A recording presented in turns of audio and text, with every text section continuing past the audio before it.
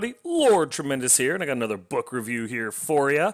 And this is actually exciting because this is the first time an author has reached out and asked me to check out his book. And I'm really glad that he did. The name of the book is obviously Fid's Crusade, and it's by David H. Rice. And it is a superhero book about a supervillain. And it's pretty badass. I'm not going to lie to you. I really enjoyed this book. It was published March 23rd of 2018, so it's been out for a little while. It is part of a series, and there are two other books out for it already. Part 2 and Part 3 are out and available. I got this one on Kindle Unlimited, but I believe he's got it on audiobook and paperback as well. Obviously, with Kindle Unlimited, it didn't cost me anything because I have it with my subscription. However, the paperback costs $14.28. The audiobook costs $7.49. And I believe if you want to own the book outright, it is $4.99. And so it's not poorly priced at all. I think it's a great deal for the amount of story you get. The print length is 371 pages. So this was a longer story. And we'll get into that, but I really liked it. I want to make that very clear. It is about a supervillain named Dr. Fid.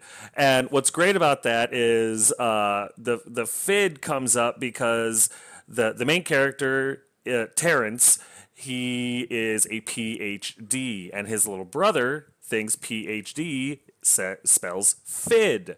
So later on, when some stuff happens, he he becomes the sinister Dr. Fid, and he's like the ultimate bad guy. Basically, Terrence is like evil Tony Stark, and Dr. Fid is evil Iron Man, and it is exactly as great as you would think. Really, really got behind this character a lot. I couldn't get enough of this book. I really enjoyed it. The character of Dr. Fid is so well created, is so well made. It's like it's a real person. Like, I want to call this dude up and hang out. I mean, if he wouldn't kill me horribly. He does the whole duality of personality. So when he's Dr. Fid, he's this sinister, super evil, stereotypical monologuing bad guy. And when he's Terrence, he's like Bruce Wayne more than Tony Stark. He does a whole bunch of stuff to himself to make him look like the typical white American businessman, confident, the suits and all that stuff, stupid rich, all that stuff. But it's very detailed, like why he's a supervillain, what his motivation is, and what he's trying to achieve, and how he does or doesn't achieve those goals. You know, he's not a Mary Sue. Things don't always go his way. He gets messed up bad. You know, like in the Marvel movies when Iron Man's flying around and he takes a planet to the head and he gets up and he's like, oh, that was mildly inconvenient. Yeah, Fid loses appendages. It's like, oh, damn. But he's like a super cool bad guy. And his armor is amazing. And throughout the story, is armor upgrades. Like, he goes through different iterations. So it is a very organic character. It keeps changing. Really enjoyed that. Like I said, it is a self-published book, so there are some small editorial errors. I didn't find any real misspellings, but just some grammatical errors, repeated words. So like the, you know, stuff like that. A couple of formatting errors in the ebook. Again, that could just be ebook. It happens, but very, very minor. Not a bad deal. This is a well put together book. Nothing too bad or anything like that took me out of the story, although it wasn't a flawless book when it comes to grammar and stuff like that. Punctuation, just very, very small things that even I'm not going to super nitpick at, but I'd be remiss if I left it out. The plot line, the main story is really good. I really, really liked how he got from A to B with the plot line. The main storyline is great. What irritated me is as I was reading the book, there were other subplot lines that were interjected into the book that didn't directly feed into the main story. Each of those subplot lines, or those sub-stories, or whatever you want to call them, could have been their own book, their own edition. They didn't need to bog down this already long book. And I'm all for long books. I love long books, especially when the story is as good as this. But when you're doing the Star Wars 8, Vegas scene, and it doesn't contribute anything to the main story, it frustrates me. It's like it bogs everything down because honestly, at that point in time, I don't care about those subplot lines. I want to know what's happening in the main plot line. And that frustrated me a lot. And there were multiple subplot lines in this that it makes it for a slower read. That all being said, I still really did enjoy the book. There was some cliffhangers. It's one of those too where like the bad guy has a plan that you're not fully aware of. Like you get hints and pieces of it, and in the end, when the whole big Crusade or whatever the climax happens, it's awesome because he sits there and he's like, "Yep, this is how it all went down. This is how I made all this happen, and this is why it all just worked out." He monologues like a supervillain. And I love that. Really got a kick out of that. It made me, I was up until midnight finishing the book because I couldn't go to sleep until I knew what happened. That's how good of a book this is. It will make you lose sleep in a good way.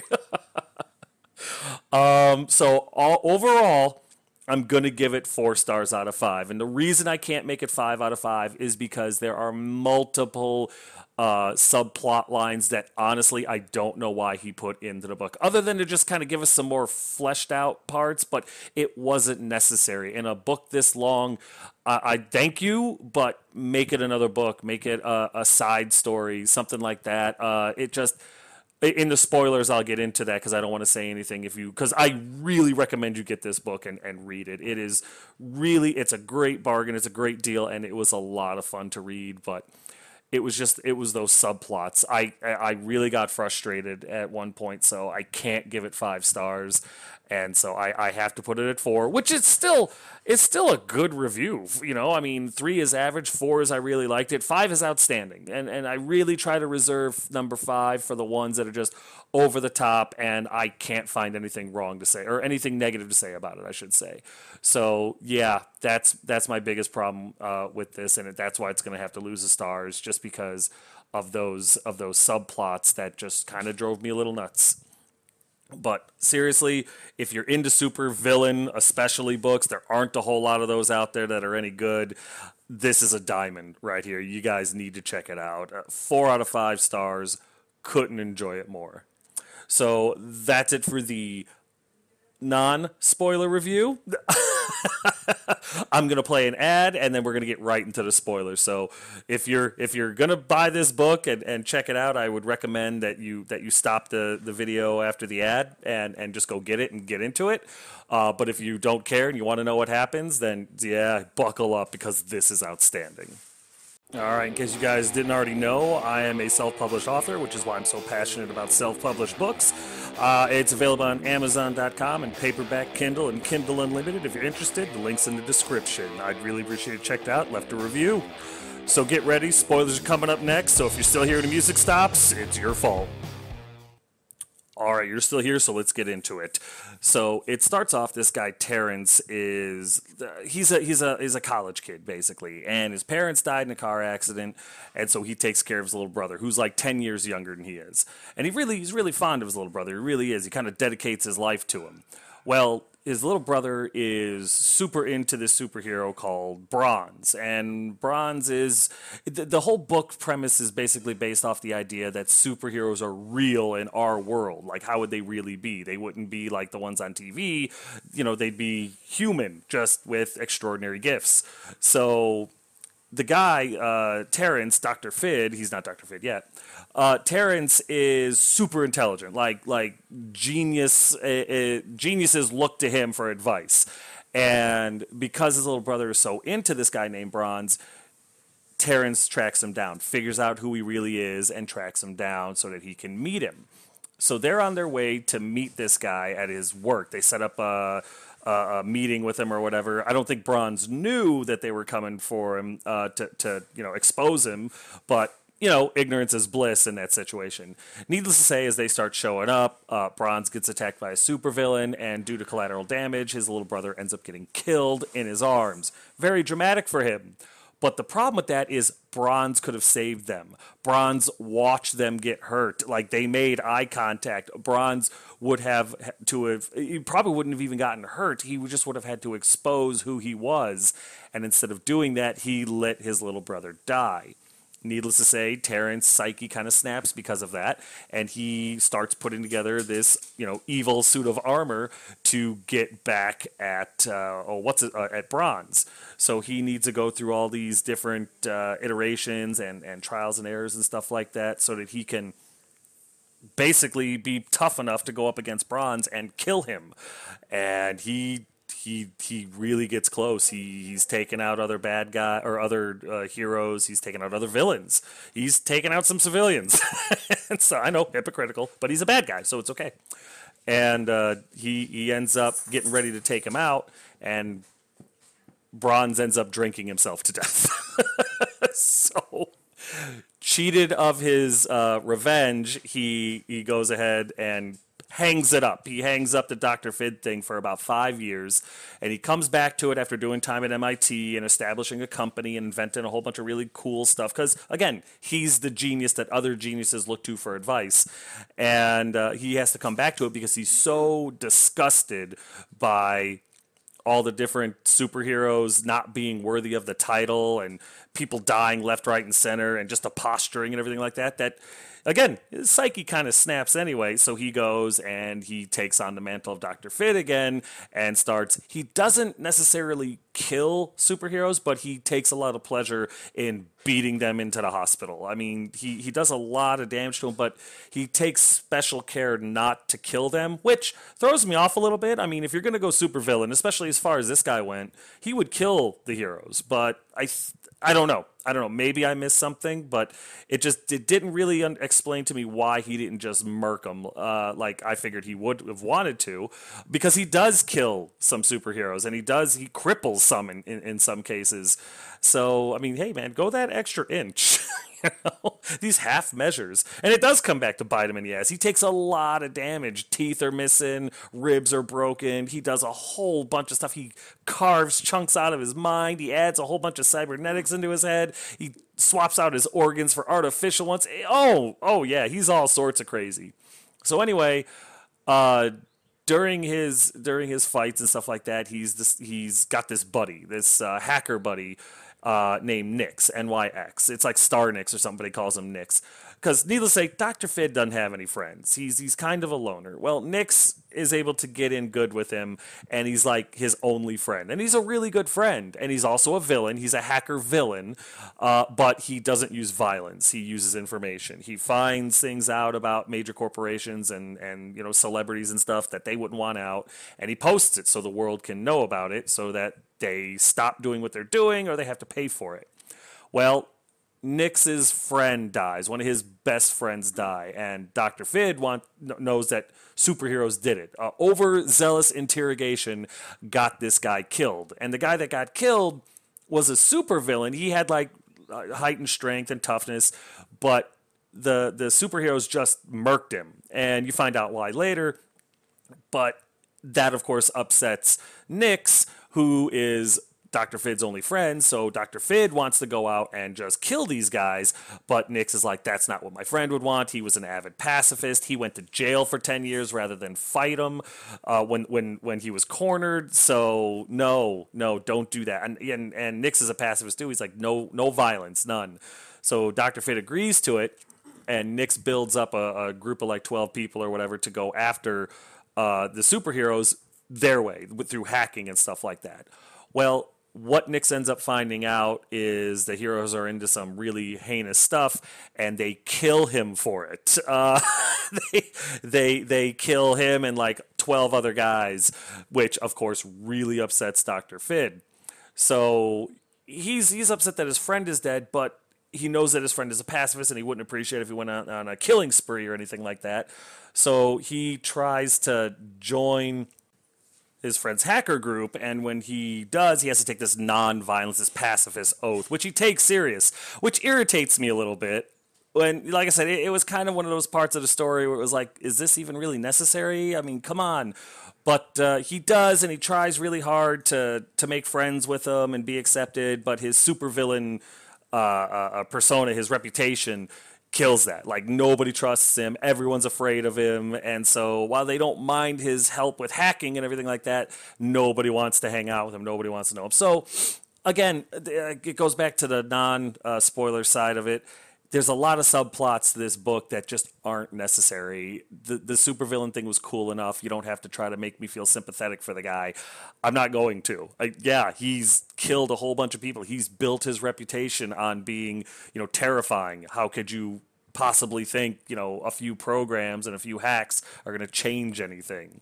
And he does admit that. He doesn't. To be fair, Dr. Fid does admit, I built this whole persona for this reason, and now it's kind of biting me in the ass, but it's frustrating. It's like, I don't want to go through this. The book is good enough on its own. It doesn't need this sympathy thing.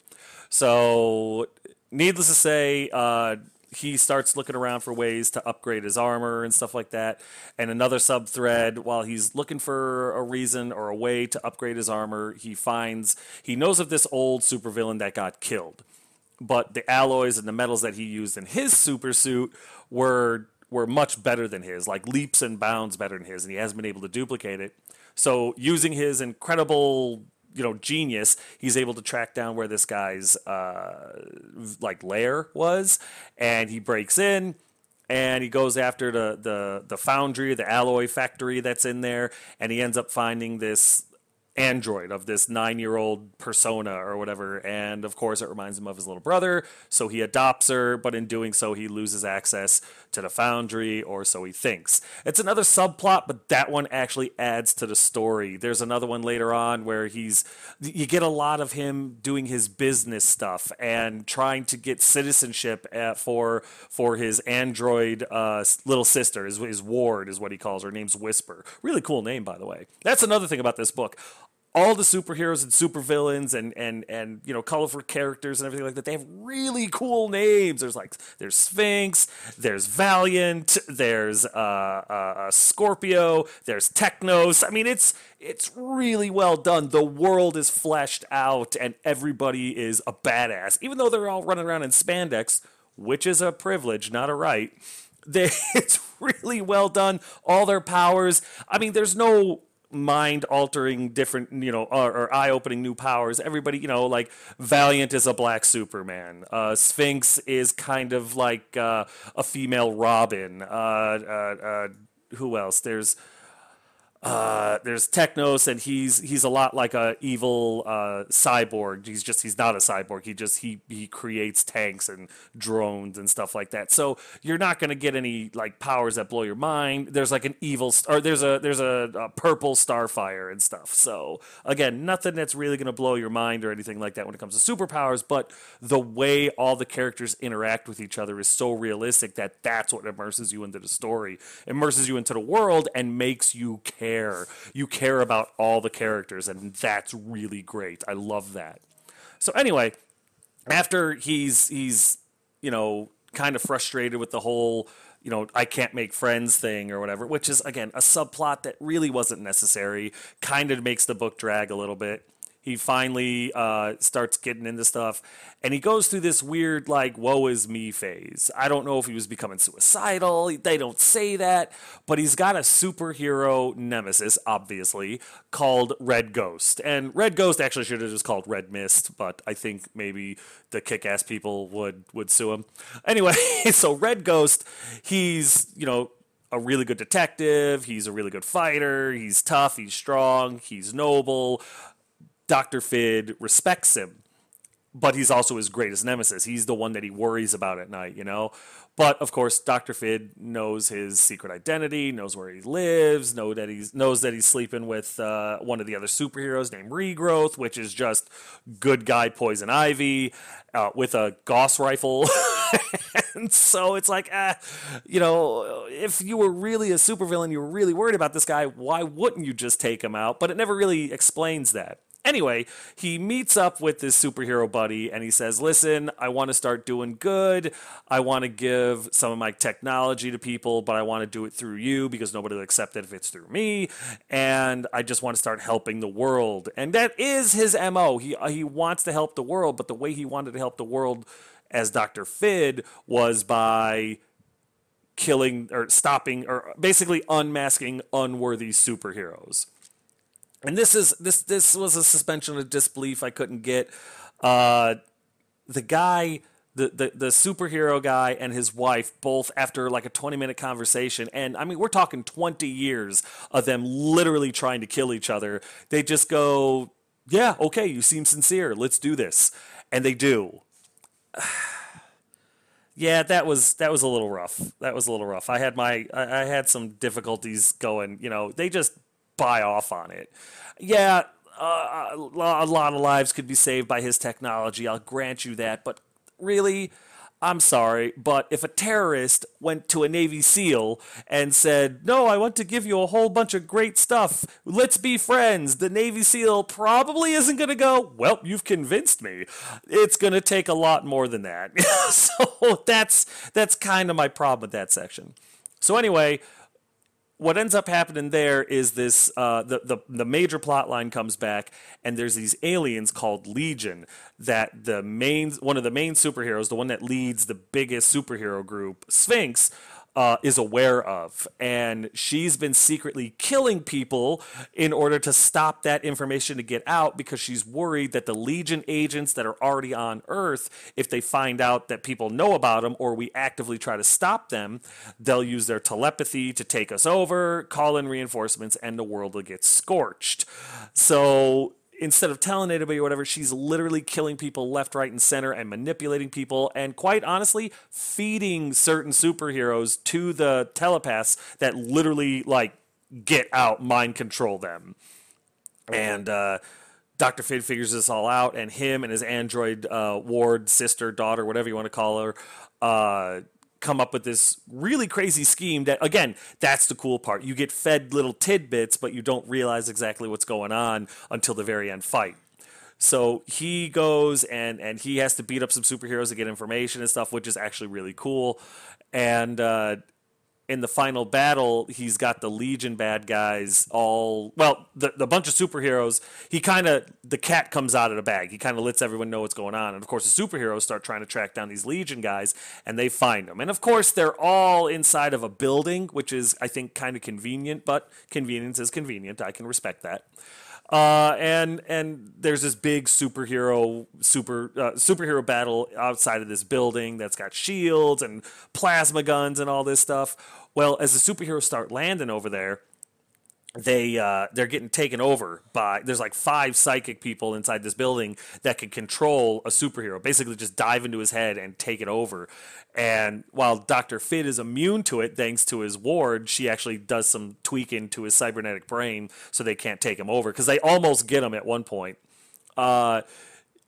He has to fight all these people, and of course the superheroes see Darkseid land next to him, and so some of them break off their attack on the other heroes and on the building to try to take him out. And so he's fighting all them, and he's fighting the other guys, and then this book's version of Superman shows up, Valiant. He's Superman. I mean, that's who he is. The only difference between him and Superman is Valiant is black. That's it. So he lands after Dr. Fid and Sphinx have been going back and forth. Like, Dr. Fid kind of beats her up a little bit, and she gives back too, but he can take her, and he gets her to kind of confess to everything through their mutual monologuing, or dual logging, whatever it is. And Valiant lands as like, what am I hearing? What's going on? And as soon as he lands, one of the Legion telepaths get a hold of him because Sphinx had lied to Valiant and said that he was immune to their telepathy, which no, she literally fed Superman to the telepaths. So now he's got to fight off Superman for like 4.5 minutes, and it's not an easy battle. He can hold his own for a little while, but minutes, not for any extended amount of time. So he's taking an ass whooping from Valiant and a couple other superheroes, and while his ward is getting all these telepathic inhibitor things in place all over the universe. When she finally gets them all in place all over the universe, they turn them on. It breaks off all the telepathy so that all the superheroes and everywhere else the Legion is, all their telepathy kind of shuts off. And I'm being brief because I really do want you to go out and well, I'm being vague because I want you to go out and read this book because it's really good.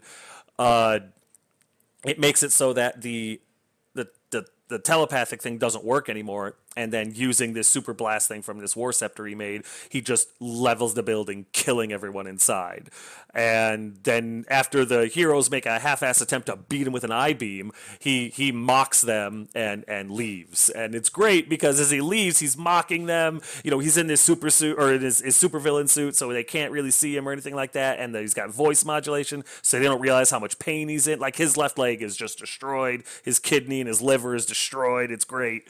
And as he's leaving, he's got these droids with him, kind of working as like minions, and he flies off. And as soon as he's out of range, or as soon as he's out of their line of sight, and he's positive no one knows where he's going anymore because he's got stealth technology going on, he passes out, and he has to be carried back to his lair to be healed up and everything. Oh, I was dying. I thought that was great.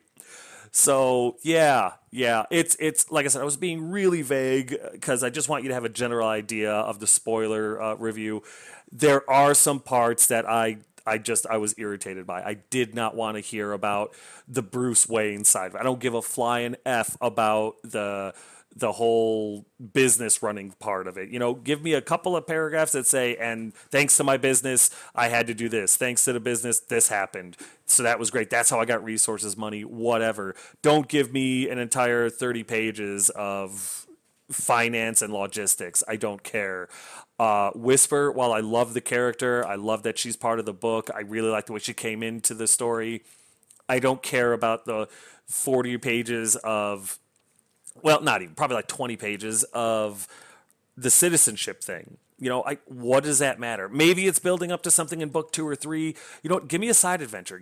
Put it in another book. I don't care. It took away from the main storyline, and that aggravated me. But overall, this is a solid story. 4 out of 5 stars. Really, really enjoyed this book. There, like I said, there's a few minor grammatical and punctuation errors. It's not a huge big deal. You notice them when you're looking for them, like I am, but a lot of people probably just go right past them. It's not going to take you out of the story or ruin your immersion. It's really, really fun. And it's a super villain you can root for. How often can you say that sentence? But yeah, if you get the opportunity, go check this book out. The link will be in the description. 4 out of 5 stars. Absolutely wonderful story. Really enjoyed it. And since book 2 and 3 are already out, I mean, you don't even have to wait to see how the story ends. So, yeah. That's going to do it for this one, though. So, as always, if you have any questions, comments, concerns, or complaints, feel free to put them in the comment section below, and I will get back to you as quick as I can. And as always, thanks.